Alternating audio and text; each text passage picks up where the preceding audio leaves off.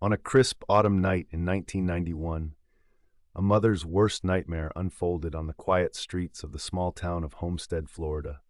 17-year-old Christina Miller disappeared without a trace, leaving behind a trail of heartache and mystery that lingers to this day.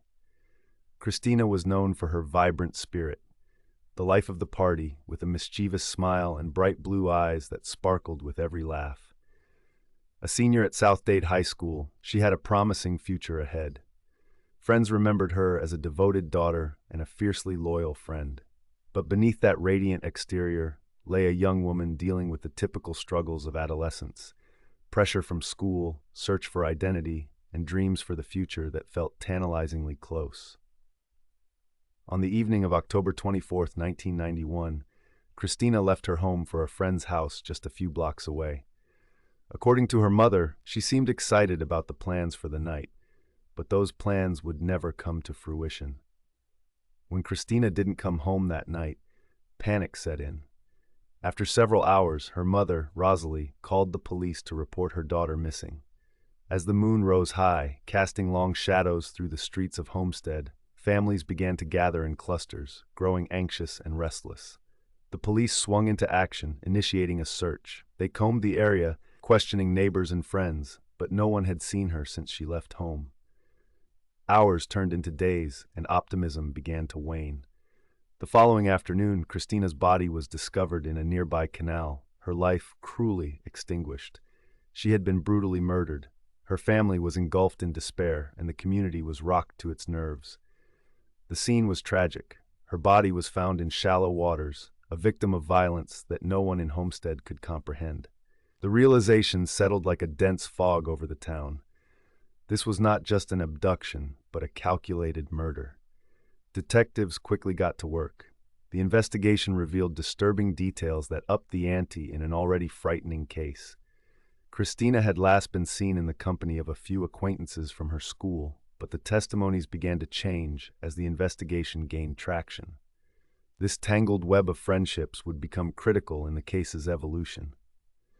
While some friends were cooperative, others were evasive, and a cloud of suspicion began to form around a group of young men who were known to frequent the same hangouts.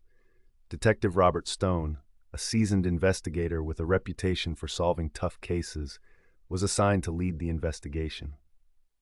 He spent countless hours interviewing friends and potential witnesses, sifting through tips and leads. Each day brought fresh information, yet none provided the breakthrough they desperately needed. The media covered the case extensively, magnifying the tension in the town and stirring fear among its residents.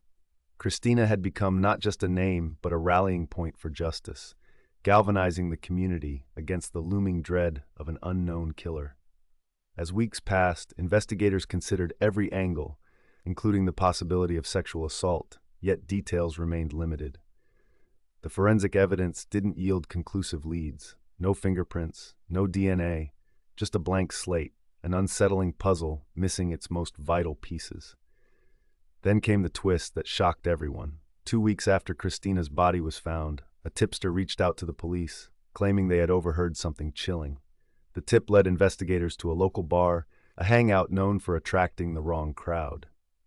Deep in conversation, witnesses recounted overhearing an argument between two men, one of whom had been seen with Christina before her disappearance. The narrative hinted at jealousy, betrayal, and rage. Suspicion turned to a young man named Mark, a high school dropout with a history of violence, who had been rumored to have had exchanges with Christina in the past. The police brought Mark in for questioning. During rigorous interrogations, he maintained his innocence. But as the detective poked holes in his alibi, cracks began to show.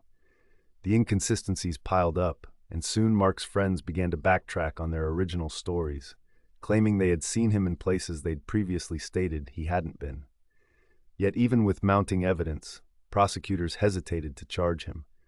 Without clear-cut evidence linking him directly to the crime, there remained too much at stake. The case grew colder again, consumed by shadows and unanswered questions. Years turned into decades, and Christina's family remained committed to finding her killer.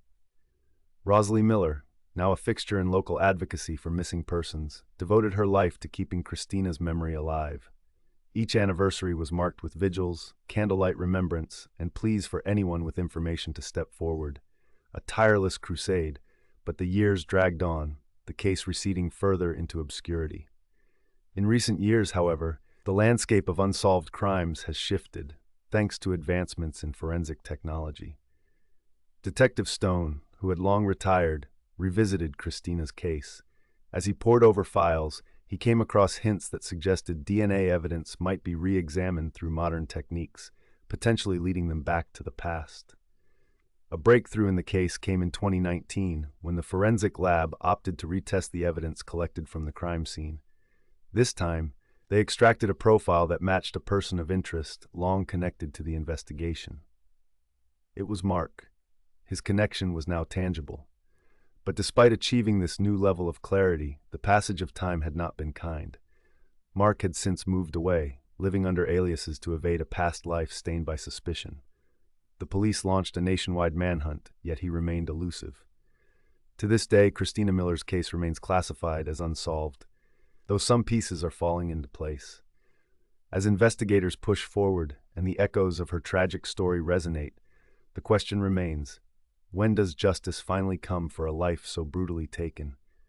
The chilling echoes of that autumn night in 1991 remain a somber reminder for all who hear of her story. They linger in the hearts of those left behind, a testament to the enduring quest for truth marred by time. Every morning brings new hope. Every evening carries the weight of remembrance. In the end, for every unsolved case, for every victim like Christina, the question lingers: who will speak for those who can no longer speak for themselves?